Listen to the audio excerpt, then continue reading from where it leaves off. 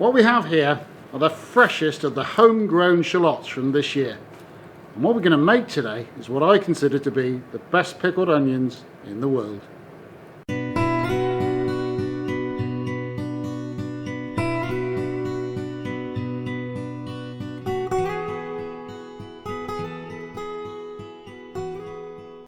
Hello! Welcome to English Country Life. Welcome to the workshop where I'm surrounded by onions and shallots and garlic, and it's time to get on with preserving.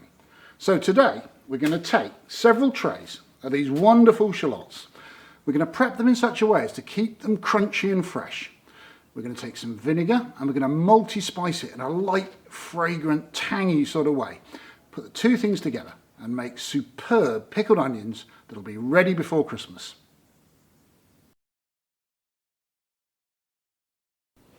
So the first part of what I'm doing today is going through each tray and I'm trying to find the biggest, strongest looking shallots from this year's harvest. And those we will set aside to replant in about 4 weeks, and these become next year's shallot plant. Each one of those should produce us 8 to 10 big strong shallots next year. Here's what we end up with. Small basket of the very best chunky, strong shallots. And it's always a bit disappointing not to eat those, but my philosophy is, as with livestock, breed from your best, reproduce from your best. So keeping the strongest bulbs back means we'll get more of the best sort next year.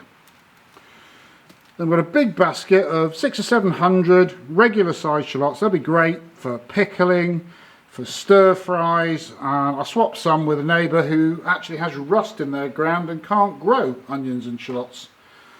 And then a great big trug of compostable material, which is all the skins and the leaves and the dirt that we've rubbed off in preparing and selecting. So we've sorted our shallots into those we want to replant, those we want to keep. Obviously if you're buying your shallots you can skip that. You now need really 2 consecutive days to make this process work, because some things have to be left overnight to work properly. And there's 3 steps to this process. There's peeling the shallots, and we'll show you a trick to make that a lot easier. There is brining the shallots, and that's a process by which a lot of the water in the shallots is sucked out. That allows it to be replaced by vinegar, cuts down on spoilage, and makes the shallots crisp and crunchy when they're pickled onions. That's great. And then thirdly, there is infusing your pickle in vinegar with the spices you want to use. It's taken me 30 years to develop my own spice mix. I'll put the recipe up right at the end of the video, but I'll show it to you and we'll talk it through as we go as well. But don't feel you need to make notes. I'll make sure there's a written version of it at the end of the video. Now I'm making 5 kilos of shallots, and 5 kilos of shallots is just under a bucketful. Standard bucket is 12 litres. I've got about 10 litres in there. 10 litres is about 5 kilos of shallots. Obviously that makes quite a lot of pickled onions. If you want to scale the recipe down for the right amount, please do. You could do anything from a kilo onwards, I'm sure. Before we start messing with the shallots, let's get our liquid sorted out. We can get our vinegar infusing and we'll get our brine made. Vinegar. We make our own vinegar. We have a wide range of choices available to us, from pure cider vinegar to elderberry vinegar, but nothing, in my opinion, makes a better pickled onion than plain malt vinegar. You're going to need a reasonable amount, 4 litres for your 5 kilos of shallots, but malt vinegar is cheap. Just make sure you get real malt vinegar. They also sell a thing called NBC, which stands for non-brewed condiment, which is acetic acid mixed with caramel and water. And whilst it will actually preserve absolutely fine, it doesn't have the good flavour of proper malt vinegar. With our 4 litres of proper malt vinegar, we need to add spices. And what we have to do is put the spices into the cold vinegar, bring the whole lot up to the boil. You might want to do that outdoors because it can get pretty pungent. Let it cool and then let it sit for 24 hours to fully infuse those flavours. Now, I'm going to use mostly what I would describe as fragrant rather than hot spices. And there's a reason for that. I've done the whole thing with bird's eye chilies and the whole thing being sort of mouth-burningly warm. Onions are a strong flavour in their own right. Malt vinegar is a strong flavour in its own right. If you start putting lots and lots and lots of other hot spices into the vinegar, what I find is they fight. They're all hitting the same part of your palate, and actually what you end up with is just something that's overwhelmingly strong rather than interesting. If you put lighter, floral, scented type spices in there, what you find is they hit different parts of the palate and the whole thing becomes much more interesting, like a sort of sweet and sour or salt and savoury. You know, when you've got different complementary flavours, they work a lot better than all in the same area. The other tip that I'm going to give is don't use ground spices. Use whole spices. If you use ground ones, you'll never get them out of the vinegar again. What we're going to do is infuse the vinegar and then strain off the whole spices. And that leaves a relatively clear vinegar. You will get a certain amount of cloudiness from the spices, but far less than if you use ground spice. And I like my vinegar to look fairly clear. When I look through the jar, I want to be able to see the onions. I don't want it to look like swampy water. I think there is a sort of visual appeal to that. So my tip is to use whole spice. Now, I promised I would reveal our secret spice mix, and I'm going to do that.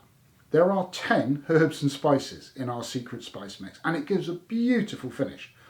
But I don't expect everyone to rush out and buy those herbs and spices. Use the herbs and spices that you like in the combinations that you like. Now, I happen to have all of these, so it's no great difficulty for me to dip small amounts out to infuse my vinegar once a year.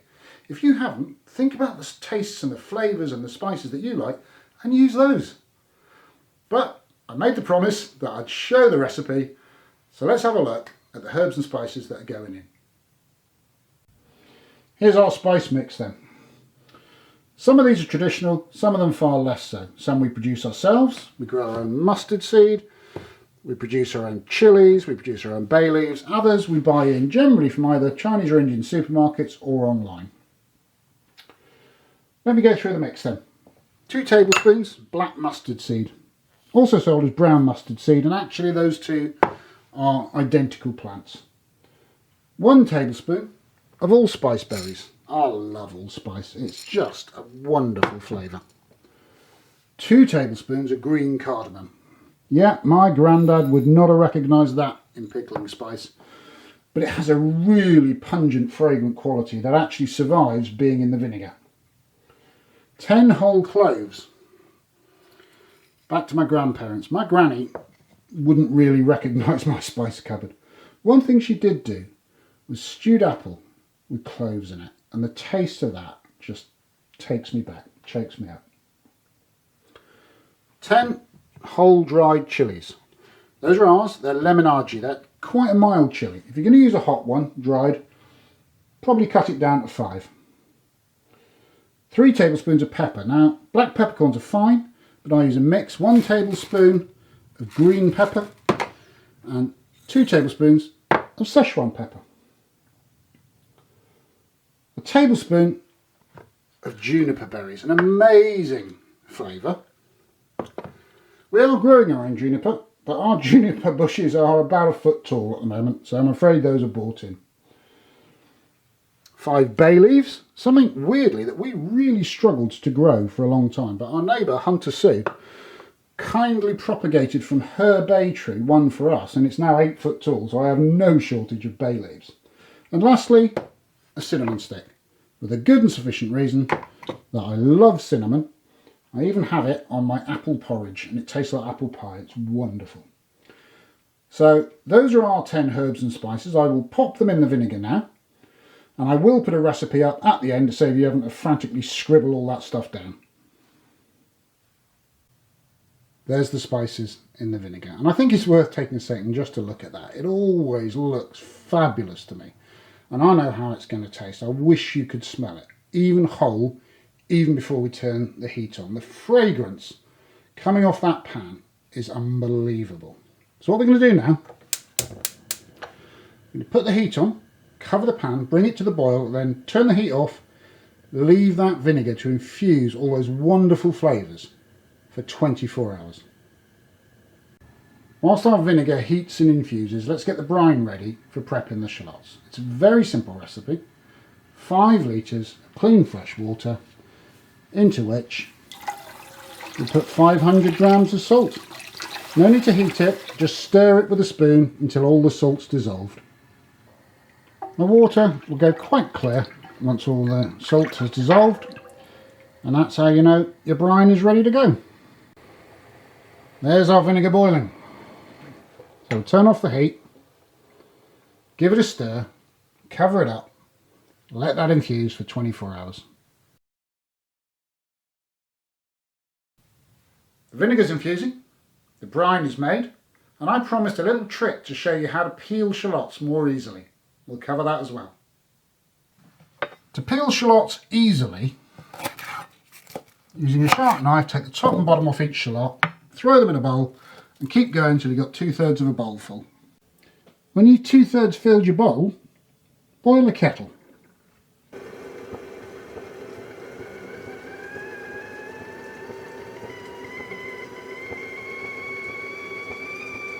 Then cover your shallots with boiling water and leave them to steep for 5 minutes. After 5 minutes, strain the water off the shallots. The hot water softens the skins. You can see this one, look, the skin's split. And if you're a bit lucky, you can just peel the skin off in one. Sometimes you can just squeeze them between finger and thumb and the skin slides off. Sometimes you have to work a bit harder, but the hot water definitely makes the job easier. When you've peeled the shallots, just drop them in the brine. When you've peeled all your onions and you put them into the brine, and you need to leave them in there for 24 hours. And the process that they're going through is called osmosis, and what that means is if there's a strong solution, then a membrane, then a weak solution, the weak solution will come through the membrane into the strong solution. In effect, that means water inside the onions will go through the skin and into the salt water surrounding it. That will remove a lot of the moisture and make them easier to pickle. So we want to make sure that every onion is under the water. And the way that we do that is pop a plate or something similar just on top. You don't need weights on it, just enough to hold them under the surface so that all of the onions are fully submerged. Here we are, 24 hours later. Now, some people will leave the shallots in brine for up to 48 hours. I think 24 hours gives me the right balance of sort of crunchiness but yielding when bitten. Other people's taste varies, so don't be frightened to experiment. Let's take a look, see what's going on. Let's take a look. Honestly, the shallots don't look greatly different than last night. But there is a very strong oniony smell where the onion juice has been drawn out into the brine. Before we go any further, what we do need to do now is strain off those shallots and rinse them well, because we don't want them tasting of the salt. The salt's only there to draw out liquid from the shallots. It isn't a flavouring part of this recipe. So we'll strain them and rinse them really well.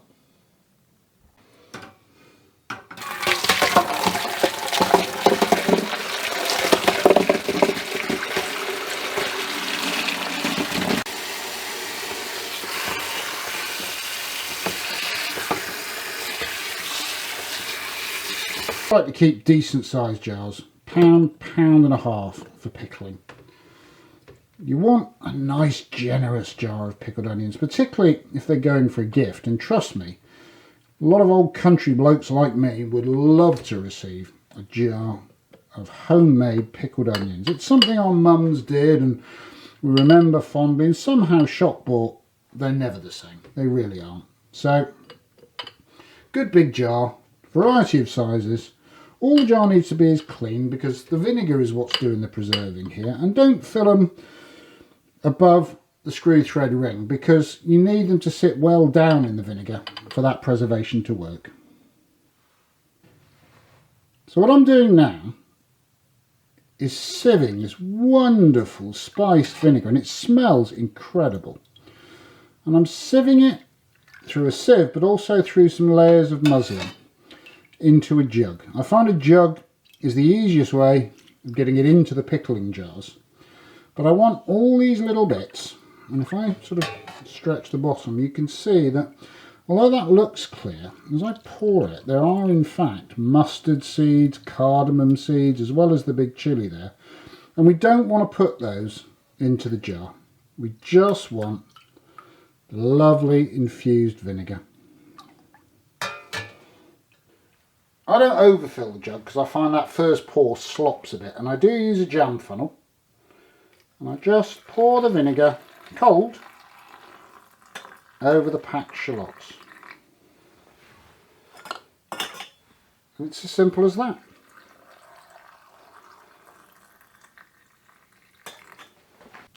So I popped a new 63mm lid on each of those 15 jars, and in 28 days they are going to be the very best pickled onions you've ever tried. I promise. Try the brining, try that spice infusion mix, and you tell me in the comments if I'm wrong. I bet you don't. They are wonderful. They're light, they're floral, they're spicy, they've got crunch, they've got bite, they've got depth of flavour. They really are very good. And as a result of that, some of those 15 jars will inevitably be claimed by friends and neighbours. We'll try and keep about a dozen for ourselves.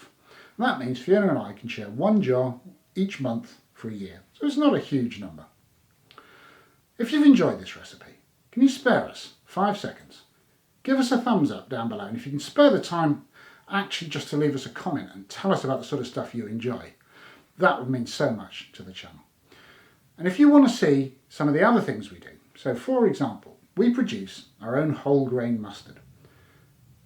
We grow the mustard, we thresh the seed, we produce the mustard flour from scratch, we grow and produce all the ingredients to make our own vinegar, and we combine them all together to make a homemade whole grain mustard that was entirely sourced on our own land.